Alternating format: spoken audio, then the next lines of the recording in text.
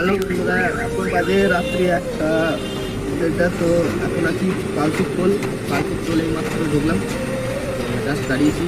আর আমাদের গাড়ি বিএফ শেষ হয়ে গেছে, তো ভালো গাড়ি শেষ হয়েছে, কারণ এখানে পাশে একটা শোরুম আছে যেখানে আমরা বিএফ পেয়ে যাবো আশা করি। তো ভালো জায়গায় শেষ হয়েছে, তখন দেখা যাক কী হচ্ছে।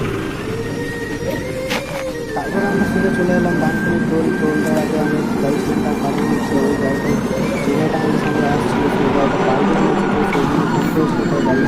তারপরে চলে এলাম দেরি না করে সোজা পেলাম আমার গাড়িটার কাছে, তো গাড়িটার বেশ অবস্থা খারাপ আর ড্রাইভারেরও অবস্থা খারাপ ছিল, সেই জন্য অ্যাম্বুলেন্স থেকে দেরি না করে তাড়াতাড়ি ওদেরকে পাঠিয়ে দিয়েছিলাম হসপিটালে।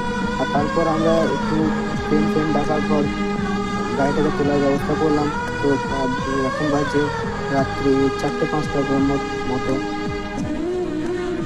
আর এটা হচ্ছে বন্ধুরা আমাদের ড্রাইভারদের জীবন, বুঝতে পারছো তো কেমন